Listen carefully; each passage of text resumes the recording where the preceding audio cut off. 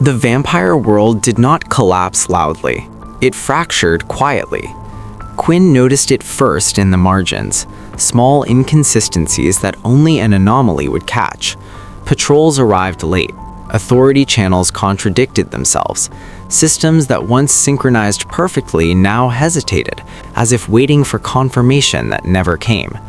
The system within Quinn registered it too, but it did not warn. It observed. That alone told Quinn everything.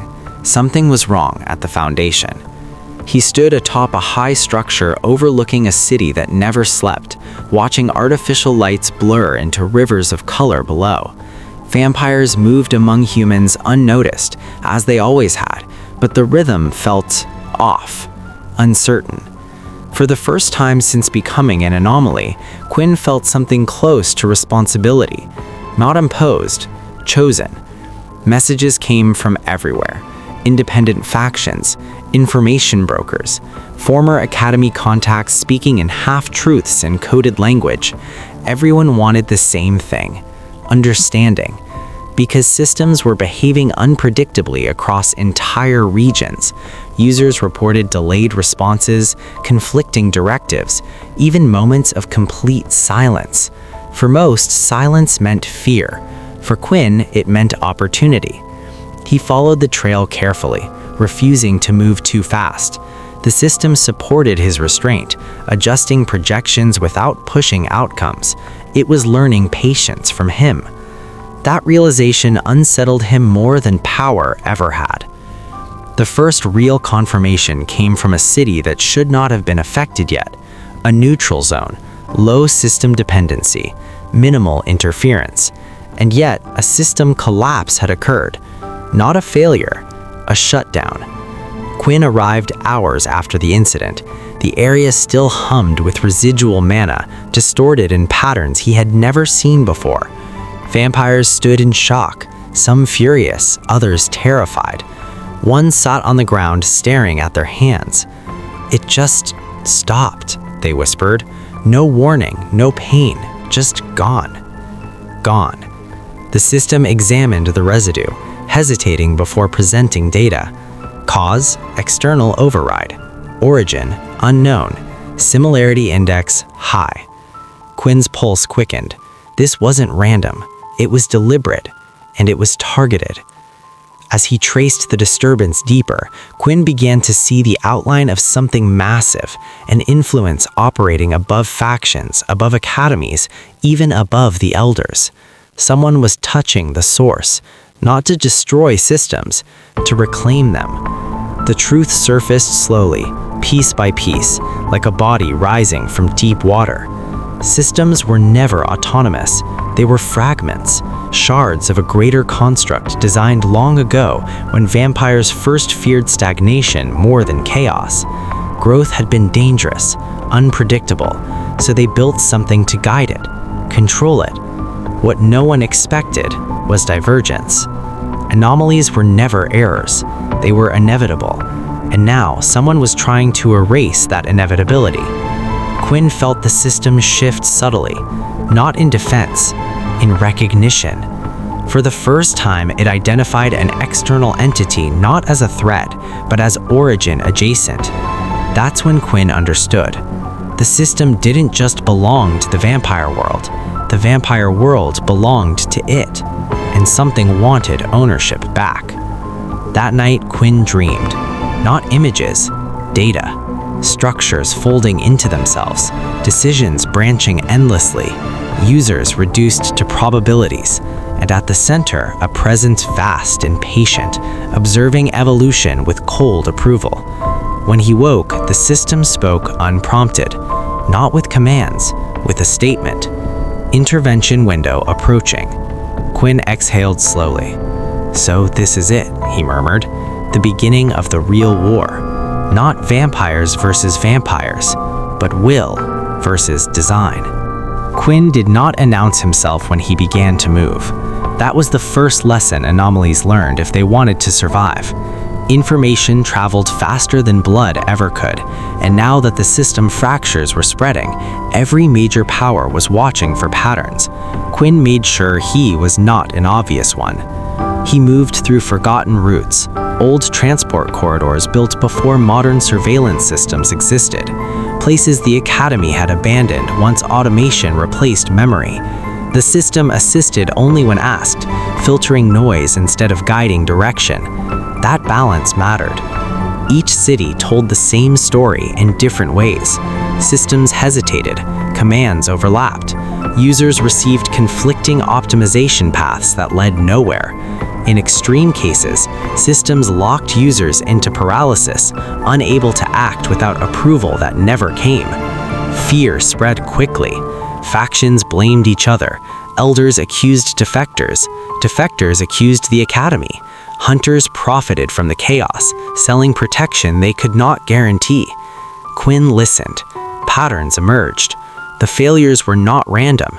They followed lines of influence, regions where system dependence was highest, where autonomy had been traded most willingly for efficiency.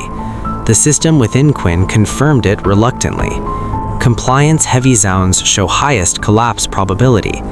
So it's not punishment, Quinn murmured. It's correction. The word tasted wrong. The first direct confrontation came in a city carved into a canyon where signal interference had always been unpredictable. Quinn felt it before he saw it. A pressure on the system, subtle but insistent, like gravity pulling in a direction that did not exist. Someone else was nearby, not a user, an interface. The figure appeared without distortion, without mana flare. Human in shape, vampire in presence, yet neither fully applied. Their eyes reflected nothing. "You are early," the figure said. Quinn remained still. "Or you're late." A pause, then a smile. Not hostile, curious. "You diverged further than projected," the figure said. "That complicates things." Quinn felt the system tense, not in fear, in recognition. "What are you?" Quinn asked. The figure considered the question. "A custodian." The air thickened. "Systems require maintenance," the custodian continued calmly. "Your kind forgets that. You mistake guidance for freedom, optimization for choice." Quinn's pulse remained steady. "And anomalies?" The custodian's eyes sharpened slightly. "Waste, unless reclaimed." The system surged with warnings Quinn ignored. "You're causing collapses. People are losing themselves." "Incorrect," the custodian replied. "They are reverting. Dependency reveals weakness." The truth struck harder than any attack. This wasn't an invasion. It was an update. Anomalies were bugs. Quinn was a critical failure. "You won't succeed," Quinn said. The custodian tilted their head. "You already know that outcome projections are unstable around you." That was true, and terrifying.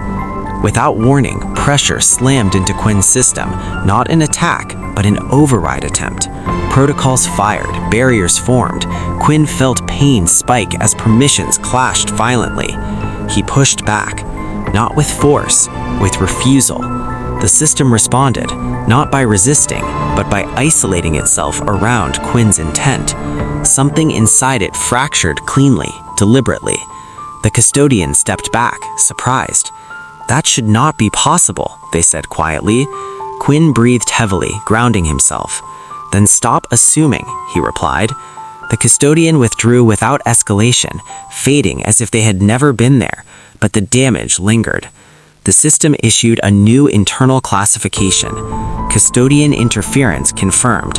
Autonomy preservation priority elevated. Quinn sat down hard, heart racing. This was no longer theoretical. Someone was actively hunting divergence, and Quinn had just revealed himself. Within days, reports flooded in. Anomalies were being erased, not killed, but reset. Systems stripped clean, memories blurred, personalities flattened into compliant shells. It was efficient. It was horrifying. Quinn knew what came next. They would come for him again. So he did something reckless. He went public. Not openly, not loudly, but deliberately. He let information leak, allowed factions to connect dots, planted evidence of custodial interference where elders could not ignore it. Chaos followed. Elders denied involvement, academies fractured internally, trust collapsed faster than systems ever had. The custodian network responded. Anomalies were marked globally. Quinn felt it like a pressure wave, a shift in the world's posture. He was no longer just an anomaly, he was a threat, and threats required escalation. The system spoke again, softer than ever. Resource convergence detected, conflict trajectory unavoidable. Quinn looked up at the darkened sky. "So this is it," he murmured, "the beginning of the real war. Not vampires versus vampires, but will versus design." Quinn did not announce himself when he began to move. That was the first lesson anomalies learned if they wanted to survive. Information traveled faster than blood ever could, and now that the system fractures were spreading,